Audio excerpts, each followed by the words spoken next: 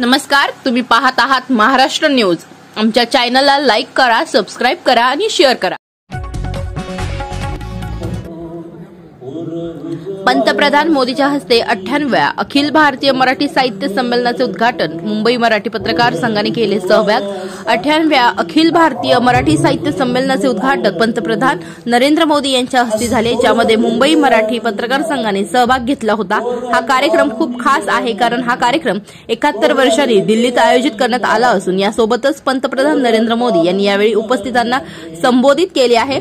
सायंकाळी 4:30 वाजता विज्ञान भवन येथे साहित्य संमेलनाचे उद्घाटन केले। या परिषदेला उपस्थित असलेल्या देशभरातील मान्यवरांनी मुंबई मराठी पत्रकार संघाचे कौतुक केले असून 71 वर्षांनंतर राष्ट्रीय राजधानीत हे संमेलन आयोजित करण्यात आले होते। 71 वर्षांनंतर राष्ट्रीय राजधानीत होणारी मराठी साहित्य सभा मराठी साहित्याची कालातील प्रसंगिता साजरी करेल आणि समकालीन प्रवचनात त्यांची भूमिका शोधेल, असे त्यांनी म्हटले आहे।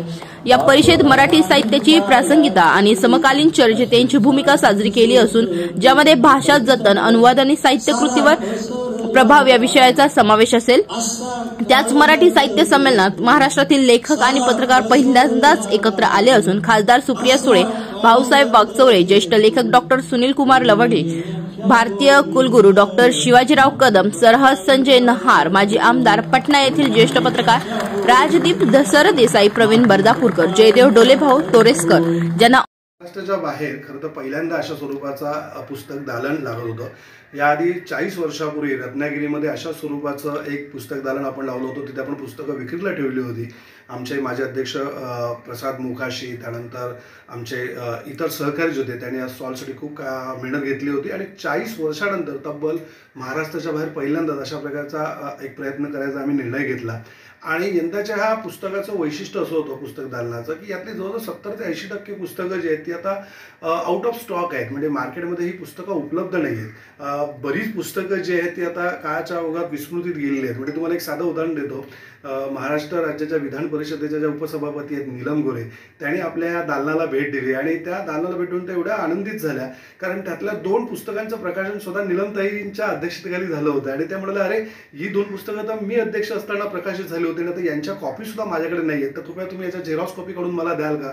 मी मार्केटमध्ये खूप ही पुस्तकं शोधण्याचा प्रयत्न केला, कारण या सगळ्या पुस्तकांचे जे संदर्भ आहेत, म्हणजे महाराष्ट्र राज्याची जडणघडण म्हणा, त्यांची ऐतिहासिक रचना, त्यातला राजकीय लढा, त्यांचं संपूर्ण सांस्कृतिक जर महाराष्ट्राचं जर एक टाइमलाईन जर आपल्याला हवी असेल तर हे पुस्तक दालन हे त्याचं साक्षीदार होतं। विविध प्रकारचे आमचे लिखाण जे आहेत हे मुंबई मराठी पत्रकार संघाचे जे ज्येष्ठ सदस्य होते, संपादक होते, या सगळ्यांनी इथे कॉन्ट्रीब्यूट केलेली पुस्तकं जी आहेत ती आम्ही या दालनामध्ये ठेवली होती आणि खूप चांगला प्रतिसाद जो आहे आम्हाला या दालनाला मिळाला। म्हणजे मी असं म्हणेन त्या ग्रंथ दालनामध्ये, म्हणजे अखिल भारतीय मराठी साहित्य संस्कृती मंडळाने जे दालन उभं केलं होतं ग्रंथदालन, त्याच्यामध्ये आलेलं प्रत्येक पाऊल जे आहे हे या मुंबई मराठी पत्रकार संघाने उभारलेल्या दालनाकडे वळलं।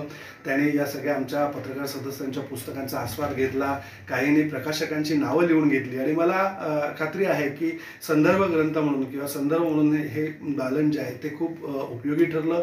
अनेकांना त्याचा फायदा झाला आणि आम्हाला सुद्धा पुनर्निर्मितीचा आनंद त्यातनं मिळाला।